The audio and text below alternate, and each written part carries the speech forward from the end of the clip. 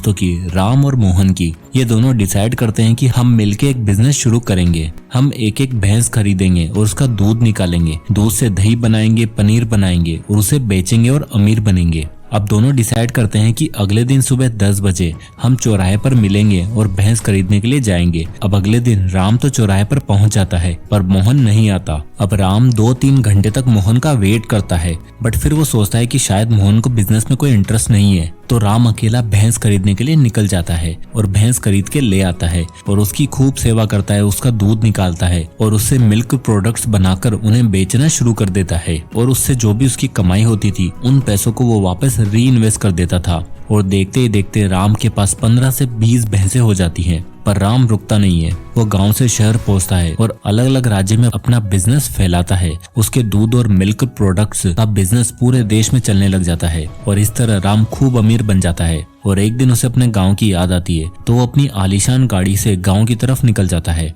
और गांव में जैसे ही वो पहुंचता है तो उसकी गाड़ी खराब हो जाती है, तो वो किसी से मदद के लिए उतरता है तो उसे एक पेड़ के पास एक आदमी दिखता है। राम गाड़ी से उतरता है, उस आदमी के पास जाता है तो वो देखता है कि ये तो उसका दोस्त मोहन है और वो बड़ी बुरी हालत में होता है। तो राम मोहन से पूछता है कि ये क्या हालत बना रखी है तूने। मोहन राम को सूट बूट में देखकर पहचानता ही नहीं है। फिर राम मोहन को बोलता है कि मैं तेरे बचपन का दोस्त राम। तब मोहन उसे पहचानता है तो राम मोहन को बोलता है कि तू उस दिन चौराहे पर भैंस खरीदने के लिए क्यों नहीं आया। अगर तू आता तो अपन दोनों दोस्त मिलकर बिजनेस करते और तू भी मेरी तरह अमीर बन जाता। तब मोहन राम को बोलता है कि जिस दिन हमने डिसाइड किया था कि हम भैंस खरीदेंगे, उस दिन मैं शाम को अपने घर गया और अपनी पत्नी को ये सारी चीजें बताई कि हम इस तरह अपना बिजनेस शुरू करने वाले हैं। तो मेरी पत्नी ने मुझसे बोला, अगर तुम भैंस खरीदोगे और भैंस को कोई बीमारी हो गई तो, और भैंस मर गई तो फिर क्या होगा। अब ये सुनकर राम हंसने लग गया कि तेरी भैंस तो पैदा होने से ही पहले मर गई। और दोस्तों मैक्सिमम लोगों के साथ यही होता है, वो लोग बिजनेस शुरू करने का, पैसा कमाने का तो सोचते हैं, बट कुछ भी शुरू करने से पहले उनके अंदर दुनिया भर की नेगेटिविटी आ जाती है